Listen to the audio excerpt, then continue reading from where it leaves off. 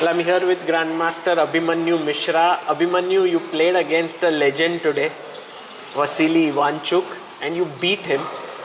Firstly, when you got to know about the pairing, were you excited? What was your feeling? Yeah, I was very excited. This opportunity doesn't come very often. You play one of the legends of the game. Like I've learned so much from looking at his games. I've heard numerous stories about him. It was a dream come true to play. And how was the game overall? Did you win smoothly or was it a complex win? Yeah, it was quite a complicated game. Like I think what I did was good, but I'm not entirely sure. Like this opening, this classical Sicilian, I expected something very combative today because he wanted. I also know that Ivanchuk is not going to try to play for a draw. Like he's going to try to beat everyone. So this classical Sicilian, it was kind of expected. I had this interesting idea of going knight takes e6 and long castle.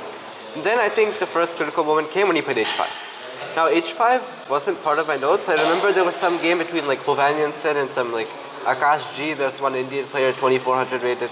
In their game, white was better, but eventually I think they drew or something. And I remember that game was there, and h5 came as a surprise. Now, there's basically two things I could have done in this position. Either I played what I did in the game, I spent half an hour in sack the piece, or I could continue in my normal plan of going, say, like king b1, bishop b3, f4, and so on. Maybe f4 might be a bit more precise, or bishop b3, or so on. But I spent half an hour, I thought this was a very critical moment, because if the p-sack works, then you could just win the game on the spot. And I felt that, I minimum had a draw, because, after knight d5, bishop d5, rook d5, queen c7, rook c5, he has to go queen d8, because if you go queen b7, I go queen c3 followed by rook c7. Queen a7, I had rook c8 check. If you go queen d6, I had rook c6. Queen d7, I have queen c3, and if you go queen e5, instead of queen d7, I go queen d2. And now if you go queen b5, I go rook c7, and I win this bishop. So, and queen d7, queen c3. So queen d8 is the only move by elimination. Now after queen d8, this was a very interesting position. I spent a lot of time. Rook d1 is the first candidate move, because here rook d1, if queen b6, you go rook c8 check, you win the queen. But I thought he'll go queen b8, and now I had this idea of going rook c4. I think this is a very interesting position, because there's some very funny traps. Like rook a7 here fails to queen takes a7. Queen takes a7, rook c8 check, bishop d8. I play rook c takes d8, king e7, rook takes h8, and I should win in the long run. But the issue is he won't go rook a7. Like after rook c4, I believe king f8 was the issue, rook d7, and now just bishop d6. And now unfortunately I couldn't find a win here. Maybe the engine might say something, but I thought like queen d4, bishop e5, queen d5, rook h7. He's somehow defending. Oh sorry, no, queen d5, bishop e5, queen d5, bishop takes, queen takes b2 is possible. For although queen b2, it might be a blunder because a8 and f7 are hanging. But yeah, maybe he should just go rook h7. But I couldn't find anything very convincing there. So I repeated once, just to gain 1 minute on the clock, and get closer to move 40. Then I found this idea of going queen f3, and I think it's actually quite venomous, because all of black's pieces are on the back rank. I already have 2 pawns. I'm turning rook takes h5 and queen takes f6. Like rook c8 here fails to rook takes c8, queen takes c8, queen takes f6, and now e7 and h8 are hanging. I win on the spot. Queen f3, if you go rook h6, I can go rook takes e7 check. Queen takes e7, I have 8. Queen takes 8 is hanging. So king takes e7, queen e3 check. Now if king d7, queen takes h6, I'm up by 2 pawns. You have to go king d6. Now I can go rook c3. Now if rook g6, rook d3, I win the queen. So you have to defend the rook with the queen, like let's say queen f8. But now I thought I saw mate here, like queen d4 check, king e6, rook e3 check, king f5, queen e4 check, king g5, h4 mate. So based on this line, rook h6 doesn't work. So after queen f3, king f8 was kind of only move, because if you go castle, queen g3 check, and rook takes h5 is mate. So king f8, rook takes h5. I'd been calculating this position, like if you go rook g8, I can go rook h7, and now I think it's very, very dangerous for black, because my threat is queen h5 in mate, and I didn't really see too much of a defense. He played rook takes h5, queen takes h5, king g7. Now this position is also very, very critical, because of course if you give black 2 moves, he gets rook b8 or something, then he can get counterplay, and if you don't want to deal with this during the game. You just want to finish things off and get it over with. So I had a couple different ideas here. Rook e4 was one idea, but I think rook e4 failed to f5. I didn't want to give him this f5 option because queen takes g5, I thought maybe even bishop g5 check to provoke f4, then bishop f6. Like I have 4 pawns, but now he's not getting mated, and now okay, once major pieces get active, it'll become very, very complicated. Like maybe white is still better, but I didn't see a need to do this. So I played this, after king g7 I gave rook e3 to threaten rook g3. Now bishop d6 is only move.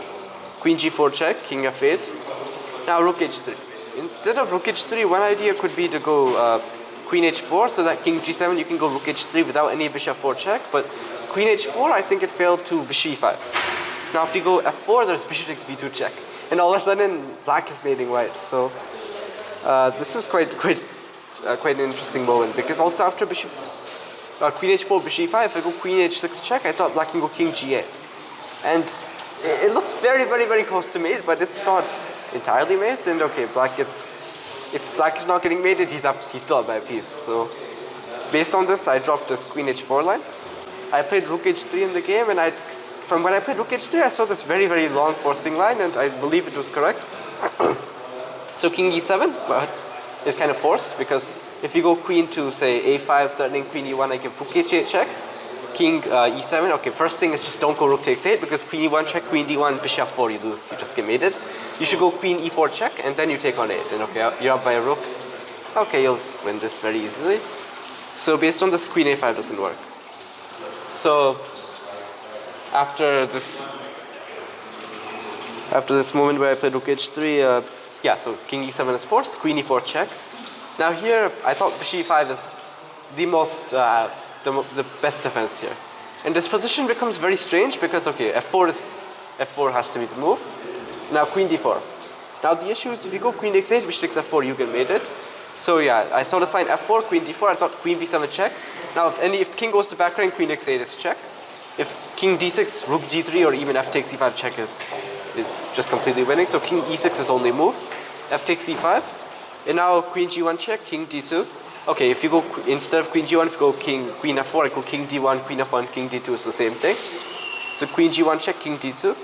Now if you go queen f2 check, king c3, queen c5 check, king b3, rook a7. I thought queen b4 here, and white should be winning in the long run. I am up by 3 pawns as of now. Okay, I'll lose e5, so I'll be up by 2 pawns, and I didn't see a way for black to create counterplay. Another line is that after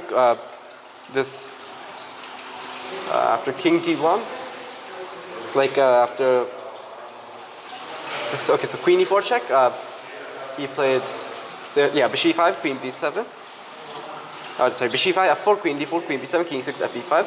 Now in this position, after queen g1, there was another line, king d2, rook d8 check, rook d3, rook takes d3, c takes d3, queen f2 check, king c3, queen e1 check. Now I can go king b3, queen d1 check, king a3, because now if queen takes d3 check, I give queen b3 check, and this I liquidate to this winning pawn thing, which I had seen all this when I played rook to h3 and so on. So yeah, I thought this was the best defense, but white should be winning. In the game, he played king d7, which I had calculated, like king d7, queen b7 check. Now, okay, bishop c7, rook d3, I win the queen. Queen c7, I take the free rook. Now, okay, the only 2 things left are king e8 and king e6. King e6, I have rook e3 check. Okay, you have to go bishop e5. Now here I go f4, queen d4. Now the difference between this is now I can go queen b3 check. I can defend the rook, and then I take a b5, I'm up by 2 pawns. Your king is still very weak, okay, game over. So king e8 is what he played, and I'd seen this from afar, that okay, I go rook h8 check. I force bishop f8, otherwise, because if I go rook h7, this would be very, very, very sad, because bishop f4 and queen d1 is mate. So I forced this bishop back to f8, then I went rook h7. Now queen e7, queen takes 8, queen e1 is not mate, because queen takes 8 was a check.